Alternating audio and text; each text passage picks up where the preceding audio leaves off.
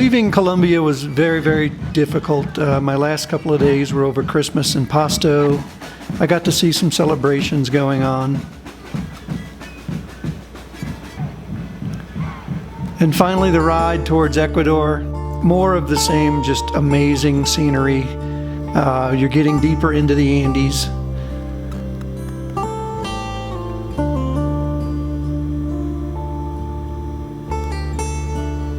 My last stop before leaving Colombia was Las Lejas. It's a sanctuary built right in the middle of a valley. Crossing the border into Ecuador couldn't have been easier. I was out of Colombia in less than 5 minutes. I did have a holdup with immigration getting into Ecuador. Apparently a lot of Ecuadorians take their dollars north to Colombia to shop because it's so strong.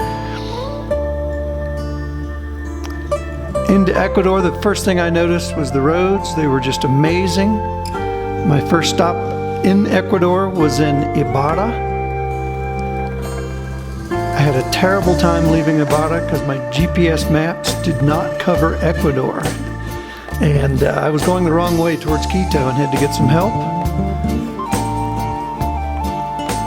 But I finally found the right road and again, just took in the scenery on these amazing roads. Getting into Quito was a challenge. It was just a lot of traffic. Hey, so tonight I'm at the Quito International Airport. Why? Because my better half, Tracy, is joining me on my trip for the next month. I'm pretty excited about that because I haven't seen her in like 4 months now. So, pretty cool. It's late at night, I'm exhausted, but it'll be worth it when she shows up.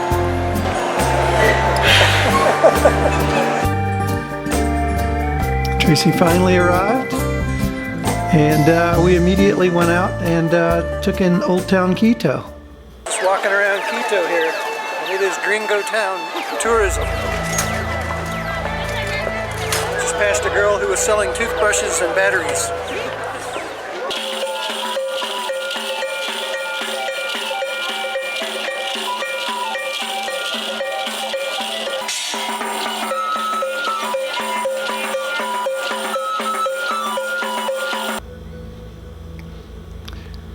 Then we went up on a hill that overlooks Quito where this huge Virgin Mary statue stands.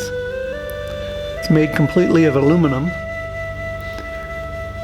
Looks tiny from Quito, but up on that hill it's probably 100 feet tall. The views of Quito are amazing.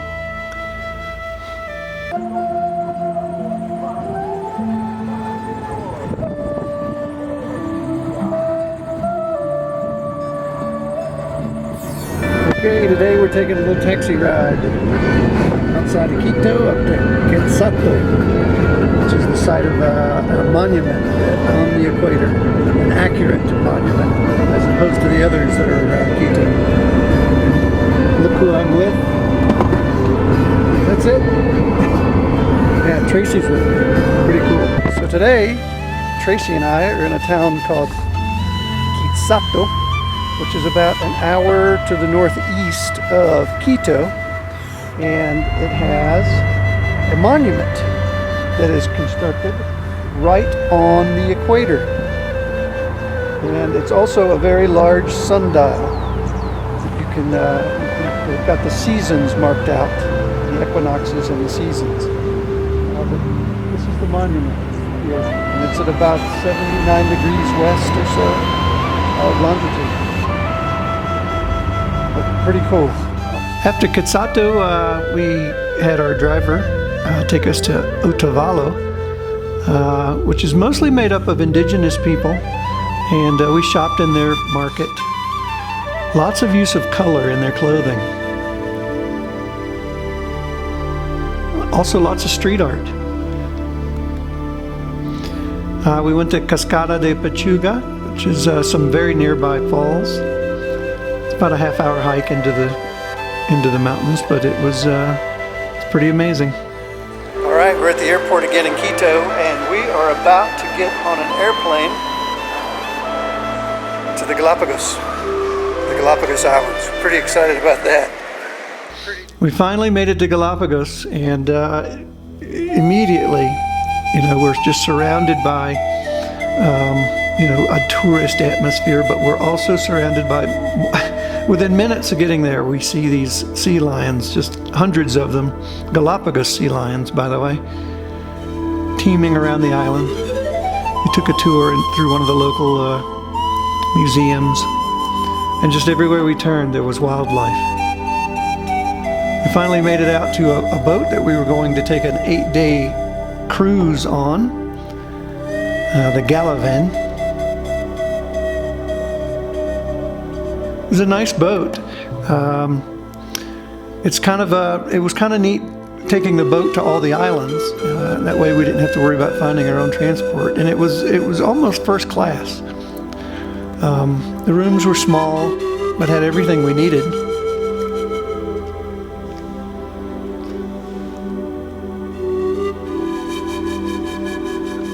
You could walk out on deck anytime and look around. Our cruise essentially consisted of hitting 8 different islands in the Galapagos. And what's interesting about the Galapagos is all the species, which most of are endemic to the Galapagos, are different on each island. The geology's different, the geography's different, the ecology's different. So for 8 days, we spent touring around Galapagos.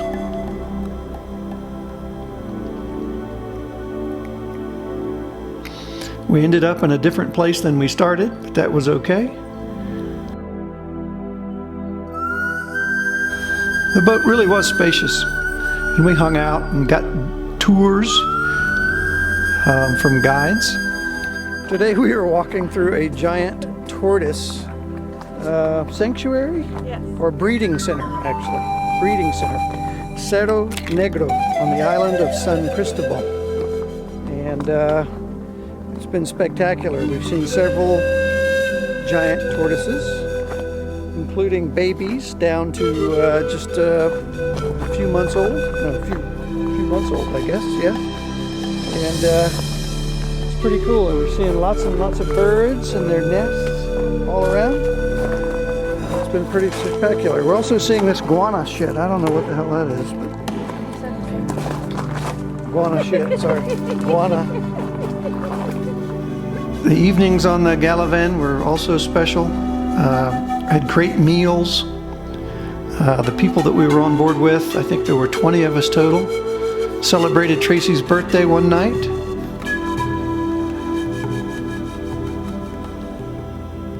They even decorated up our stateroom.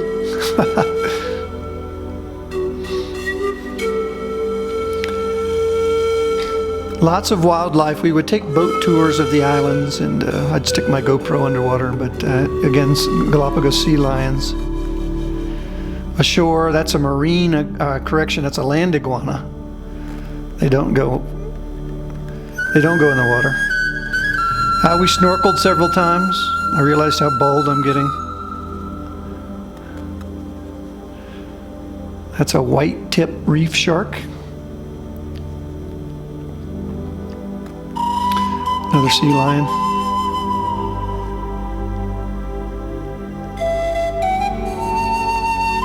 We also visited Charles Darwin's scientific station, where they are actively breeding and trying to bring back populations of giant tortoises. And some of these guys are very, very old. One like this is probably, he could be 75 or 80 years old. We took a tour down a lava tube on one of the islands. These are different giant tortoises. They look different islands, so different species. The evenings were just fabulous on the boats. The sunsets were amazing. On each island, we were basically, taken by a bus or a car somewhere deeper into the island. This is an active caldera on Isabella Island.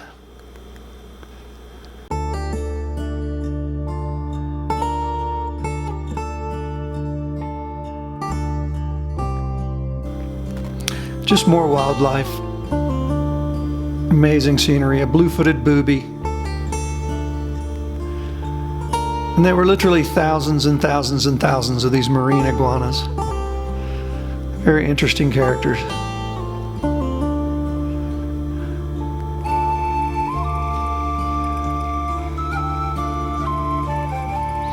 And of course the Galapagos sea lions, particularly the baby ones. They're very cute.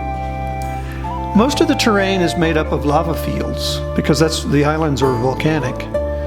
But almost everywhere you go, it's volcanic, hard volcanic rock. You go into the highlands and you see, more trees and green.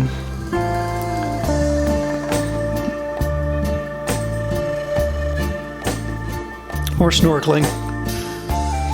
Probably snorkeled 4 or 5 times during the 8-day cruise. Another white-tipped reef shark.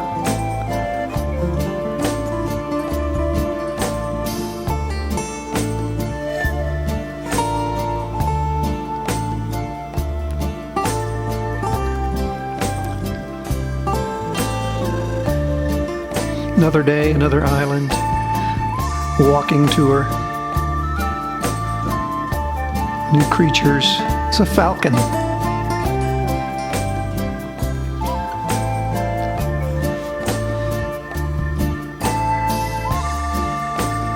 This was a trail left by a turtle. And here's that falcon walking. Look at those legs. The blue-footed boobies diving for their meals.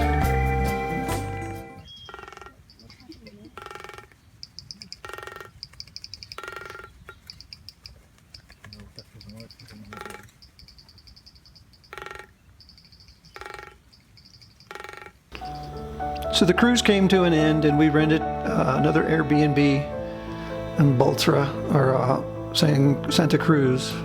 This was our house flat. Very friendly, curious cat. We planned to go diving for a couple of days after the cruise, so that was the plan. The diving in the Galapagos is pretty phenomenal. The water's pretty cold. It's in the low 70s.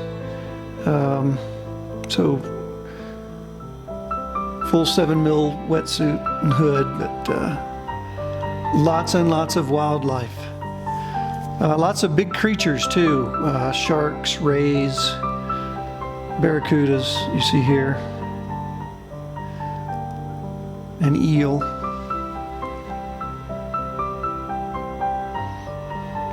I had one full day of diving where we were just surrounded by hammerhead sharks. And when I was getting back on the boat, I dropped my GoPro in the water. Best footage diving I'd ever had, and I lost my GoPro. But thankfully we had lots of other good footage.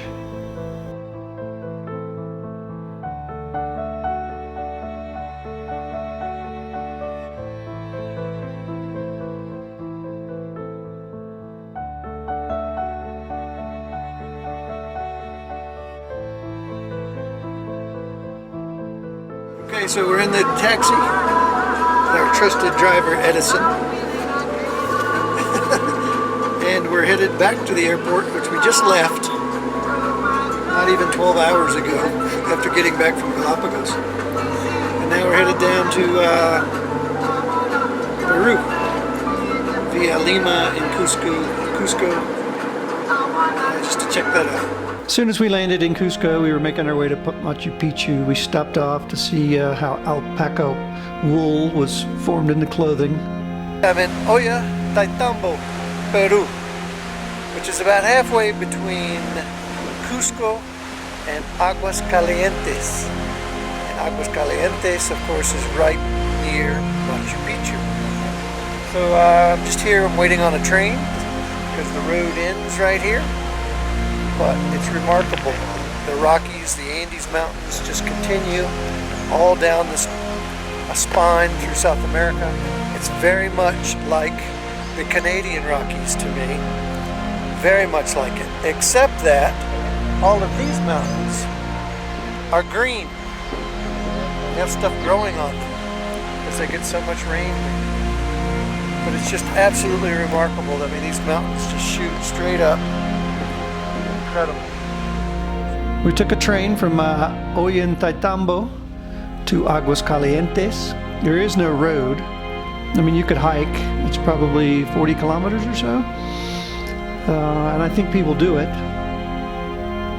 But the views on the train were just spectacular. In Aguascalientes, there's no motor vehicle traffic, so everything gets moved around by these wheelbarrows.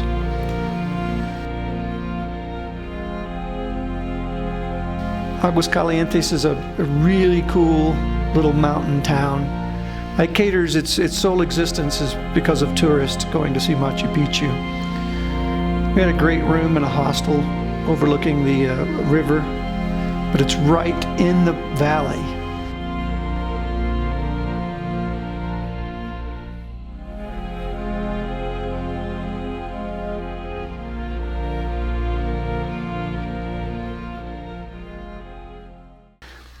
Next day we made it to Machu Picchu and the weather was spectacular. Clear skies, just clouds hugging the mountains. A lot of hiking though. If you go to Machu Picchu, you're going to do a lot of hiking.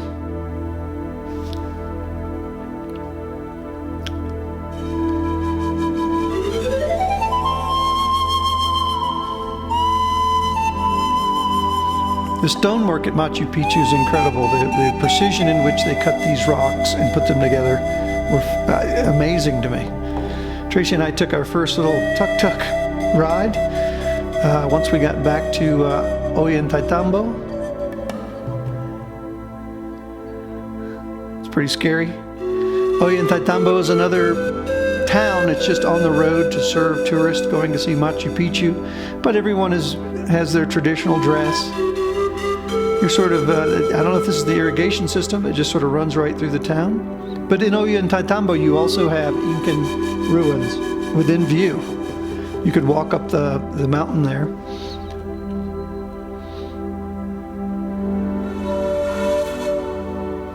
Alright, so today we're hanging out in Moray, which is very close to the Pueblo of Moraz.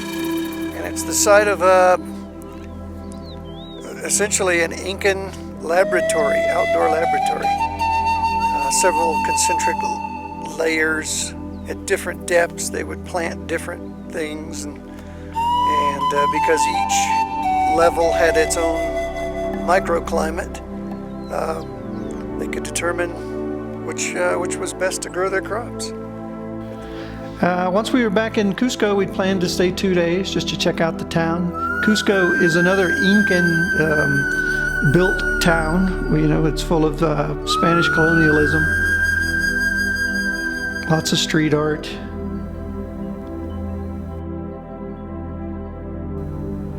And we made our way back after nearly 8 days back to Quito. One day in Quito that we had left, we went and took the teleférico up the side of a nearby mountain, which provides a view of Quito in the valley and all the surrounding volcanoes and the Andes Mountains. I took the drone up for a flight to get a better view.